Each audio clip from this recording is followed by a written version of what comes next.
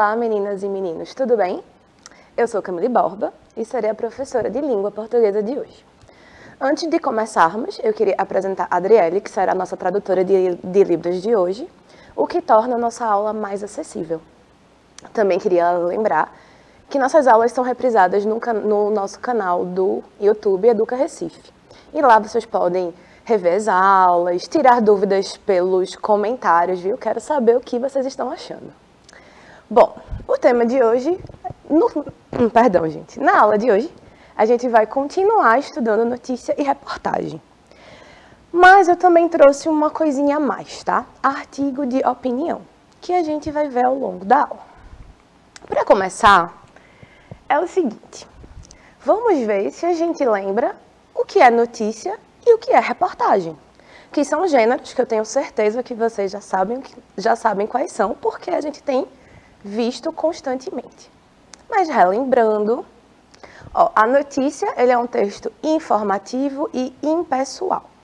E por que ele é informativo e impessoal? Porque ele tem a função de informar, o objetivo de informar. Impessoal por quê? Porque a gente não tem a assinatura. E na notícia, a gente tenta usar uma linguagem o mais impessoal possível, embora a gente já tenha conversado antes, que é impossível você ter uma linguagem completamente neutra, lembram? Porque as escolhas das palavras, elas trazem um pouco do que a gente pensa. Eu posso dizer, o menino é travesso, ou eu posso dizer, o moleque é travesso. Em tese são sinônimos, mas eles têm um peso semântico, um peso significativo diferente, né?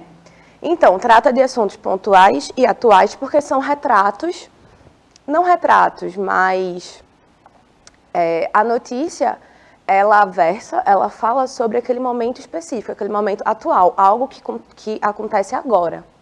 Responde às questões quem, quando e por quê. Então, quem praticou a ação da notícia, por quê, quando. Então, a gente tem essa localização temporal, a gente tem a causa e a gente tem o ator, né? Quem fez a ação. Enquanto a reportagem vai tratar de assuntos que concernem a sociedade, que interessam a sociedade. Temas mais amplos, temas menos amplos, temas sociais, cultura, arte, literatura, questões pessoais como relacionamentos, enfim. E esses temas, esses assuntos, eles não são necessariamente do momento. Por exemplo, racismo. Racismo é um tema que concerne a sociedade não só nesse momento, mas ao longo de toda a nossa história. É um texto opinativo quando, e somente quando, o repórter apresenta juízos de valor. Quando o repórter coloca a sua visão na reportagem, tá? E a assinatura do autor. E aí, na verdade, aqui eu quero dar uma revisada geral também. Será que vocês lembram quando eu falei de agrupamento de gênero e as suas relações com gêneros textuais? Então, agrupamento de gênero seria o que a gente anteriormente chamava de tipos textuais. E o que é que eles fazem comigo? Qual é a função deles na língua, né? É uma organização para a gente pensar a função do gênero.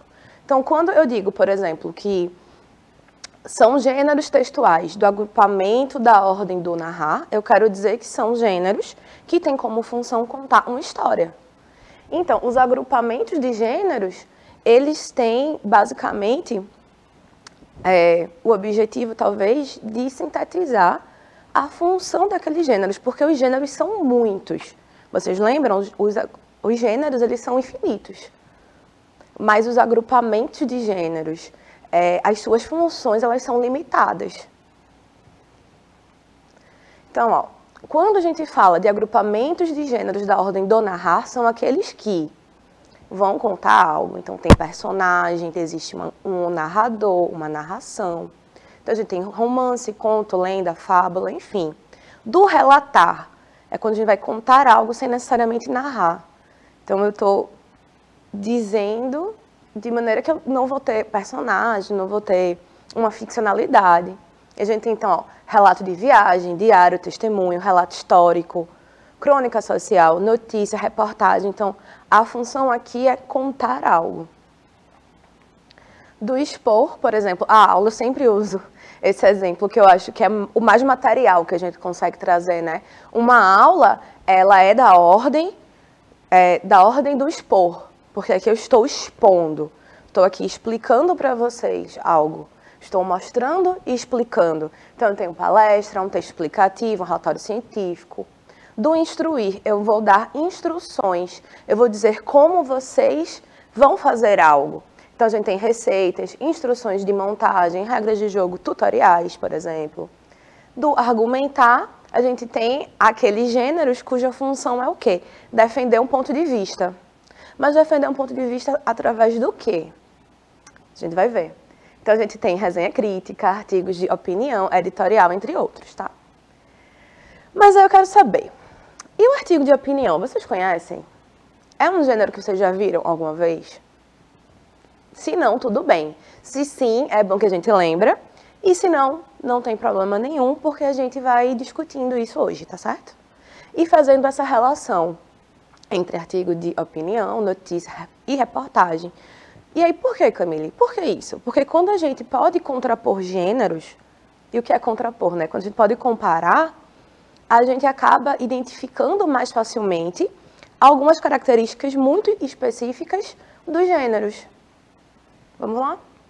Ó, o artigo de opinião nada mais é do que um texto dissertativo argumentativo.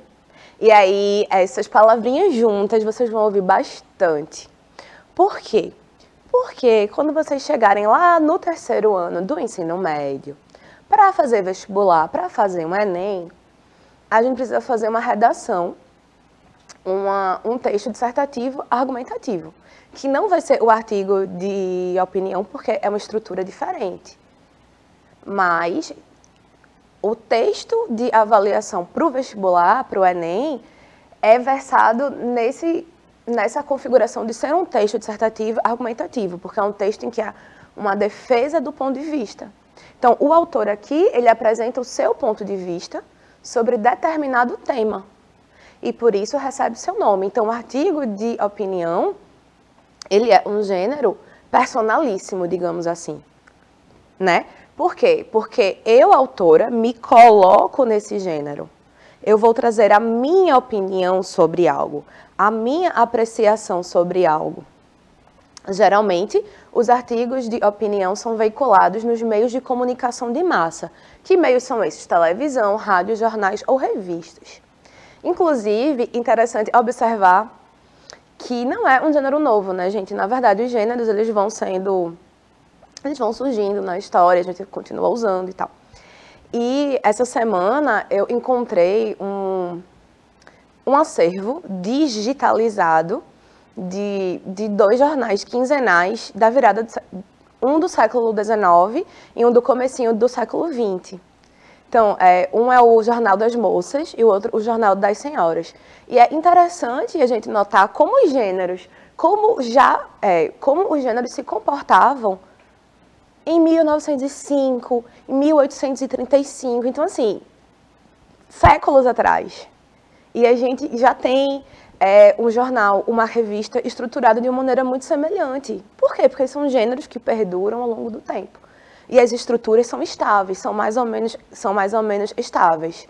Então, uma revista do final do século XIX, ela apresenta uma estrutura semelhante a uma revista de hoje. Porque o gênero, ele tem essa capacidade de quê? De ter características que se mantêm. E a gente reconhece o gênero através dessas características. Inclusive, tinham vários artigos de opinião sobre a vida das moças no século XIX, no comecinho do século XX. Pronto, e abordam temas da atualidade. Então, voltando aqui, quando eu digo para vocês que eu achei esse acervo dessas revistas, os temas tratados ali são os temas daquele período. Então, a gente vai ter descrições da moda parisiense, a gente vai ter resenhas de festas da sociedade, poesia, literatura concernente daquela época, anúncios, um artigo sobre como a mulher deve se comportar, porque é daquele período. Hoje, um artigo de opinião hoje até pode tratar desse tema, mas vai fazê-lo de maneira mais crítica, né? Por exemplo, eu poderia escrever um artigo de opinião sobre essas revistas, sobre esse acervo que eu achei. E aí eu, Camille, faria de maneira crítica, pensando, trazendo como um tema principal, como a minha opinião principal, uma análise, e aí completamente opinativa, né?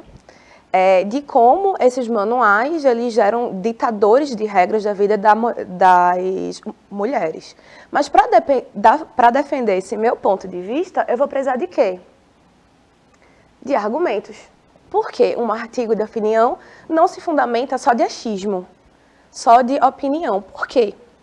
Porque se eu trago uma opinião, eu digo, eu acho esses manuais opressores. Eu acho que eles ditam e controlam o comportamento feminino. Eu preciso trazer o quê? Argumentos que fundamentem essa minha opinião. Senão é só balela, é só retórica.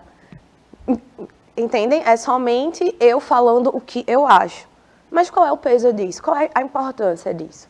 Então, embora possa conter opiniões, no artigo de opinião há uma defesa do ponto de vista. Por quê?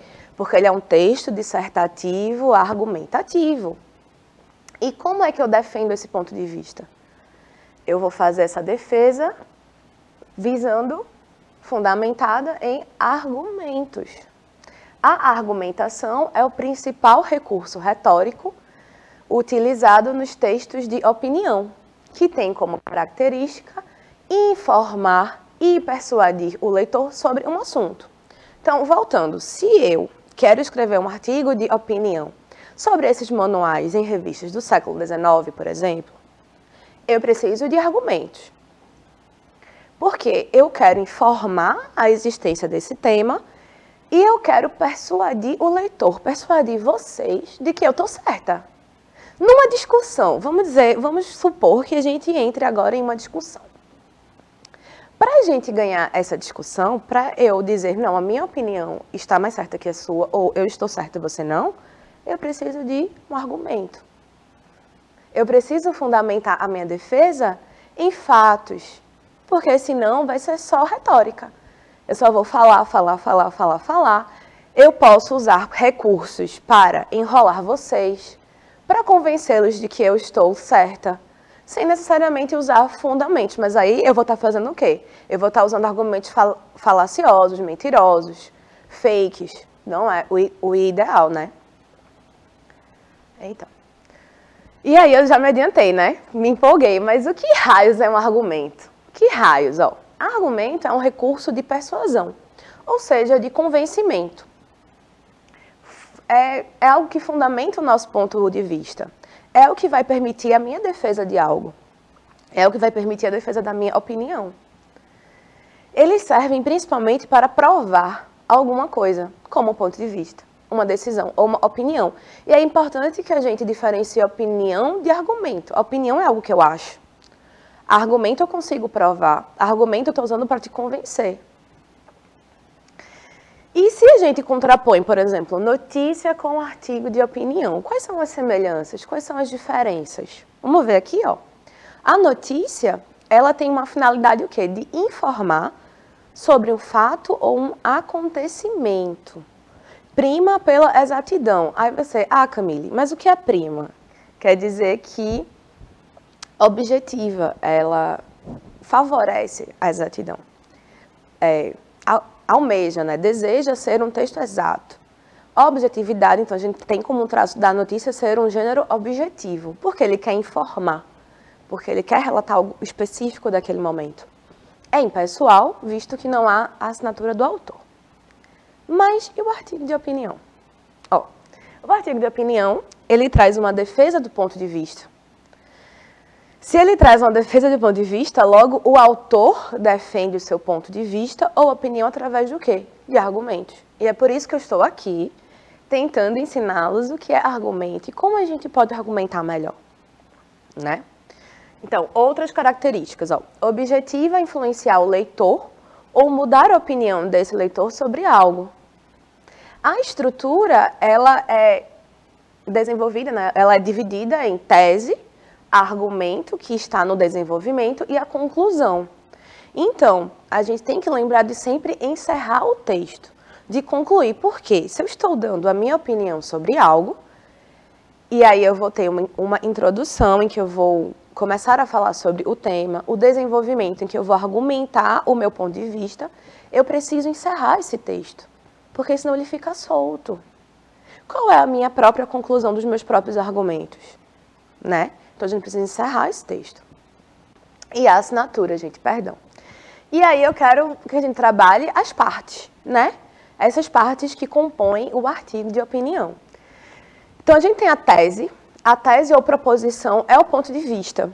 Seria a síntese, seria o resumo do que eu acho, seria a minha opinião e o que é que eu vou defender, certo? É a posição a ser defendida ou contradita sobre um determinado assunto ou fato. Então, é uma oposição que eu vou defender ou que eu não vou defender, mas é em relação a um determinado assunto ou fato. Então, neste artigo hipotético, eu vou defender o fato dos manuais das revistas do século XIX serem controladores em relação aos comportamentos femininos, digamos assim. Essa é a minha tese.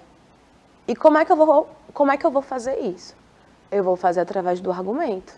Então, aqui, ó, a argumentação consiste em recursos ou procedimentos que o autor utiliza para fundamentar ou sustentar a tese apresentada. Exemplos, dados estatísticos, citações de pessoas, de autoridades no assunto tratado, justificativas de ideias que sejam de consenso geral, comparações, a apresentação de contra-argumento, que antecipam argumentos do leitor. Aí vocês, tá, Camille, mas aí tu tá me dando só uma definição solta. É porque, gente, a argumentação é algo que vai sair muito de você. Mas não é de você, das vozes da sua cabeça, não. Também. Mas o argumento, ele precisa ser fundamentado em quê? Em dados. Então, se a minha tese é que esses manuais são opressores, mas por que são? O que é que eu posso fazer? Eu posso trazer dados da história das mulheres, a história da mulher no Brasil, o controle dos corpos, as questões dos casamentos obrigados e tudo isso. E como esses manuais, elas ditavam uma regra. Mas aí, para isso, eu preciso de defesa. Então, eu posso trazer, por exemplo, autoras feministas do período. Eu posso trazer dados estatísticos. Eu posso trazer toda a sorte de argumento que fundamente o meu ponto de vista. A conclusão é uma síntese, é um resumo feita com base em tudo que foi exposto na argumentação. Ou seja, a conclusão retoma as ideias básicas de forma resumida e apresenta a dedução final com base em todos os argumentos e dados apresentados. Então, na conclusão, eu vou trazer o quê? Eu vou trazer um resumo, eu vou trazer uma síntese, eu vou trazer um apanhado geral de tudo que eu argumentei para reafirmar minha tese. Então, um texto opinativo, um artigo de opinião, ou qualquer que seja o texto dissertativo, argumentativo, quando ele consegue amarrar a tese ao argumento, à conclusão, é um texto bem feito, é um texto redondo, é um texto em que há uma continuidade, uma coesão muito boa. E aí, outros gêneros da ordem do argumentar, quais seriam? Textos dissertativos, editorial, resenha crítica, carta de reclamação, artigo de opinião e carta ao leitor. A resenha crítica seria o quê? Um texto objetivo, de natureza argumentativa, que parte de outras produções, de uma produção anterior, porque eu vou fazer uma crítica. Uma crítica baseada em quê? Argumentos. Sobre o que? Posso fazer de livros, filmes, músicas, obras acadêmicas e ao quê? O posicionamento do autor. A gente tem a carta de reclamação, que nada mais é do que uma carta cuja finalidade é de apresentar uma reclamação sobre uma situação ou acontecimento.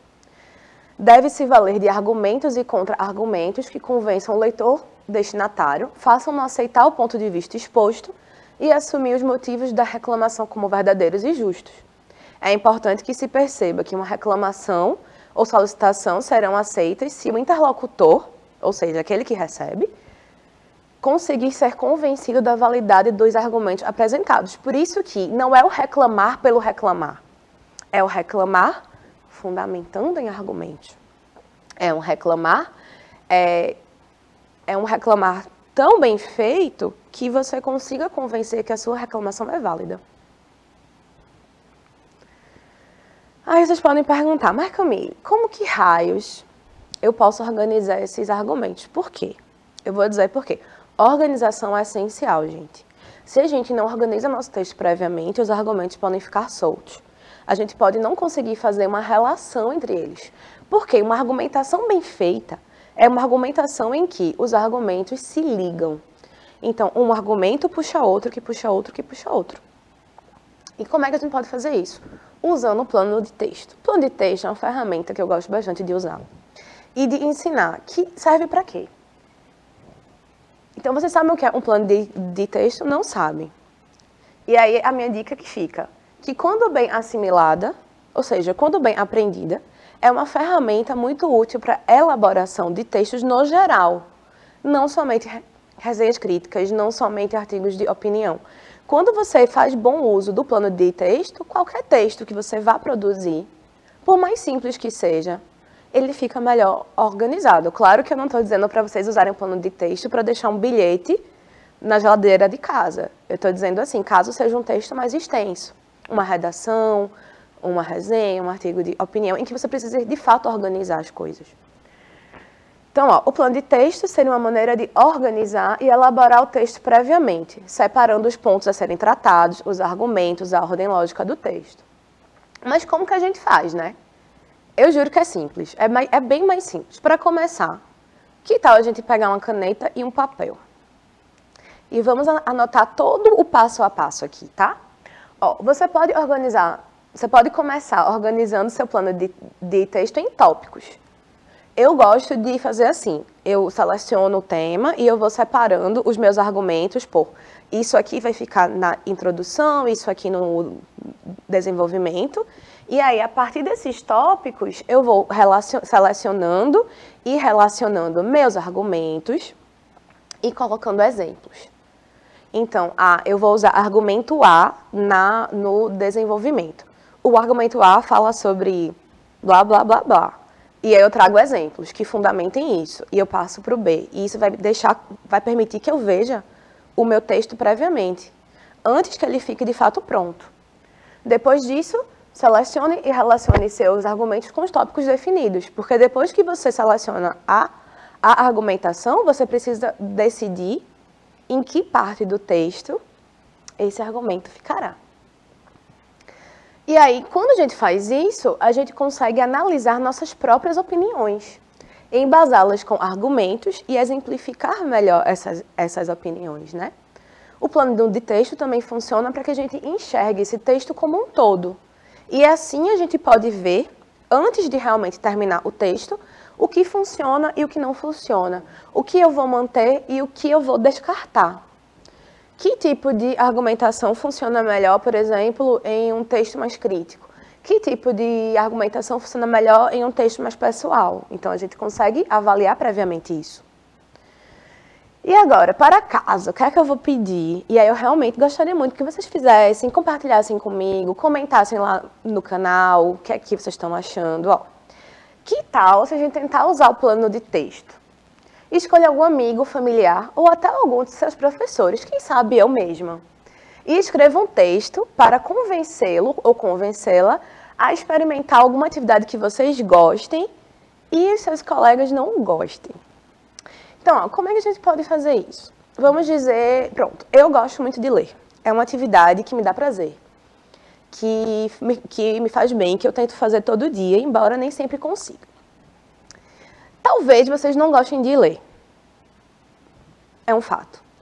E que argumentos eu posso usar para convencê-los? Então, vamos dizer que eu escrevo um texto de por que vocês deveriam ler mais. Eu posso elencar que a leitura melhora o nosso vocabulário, melhora o nosso raciocínio. Quanto mais a gente lê, mais rapidamente a gente consegue associar informações. Quanto mais a gente lê, melhor a gente escreve. Quanto mais a gente lê, mais a gente assimila a forma das palavras, a ortografia, a gente ganha vocabulário, a gente ganha conhecimento.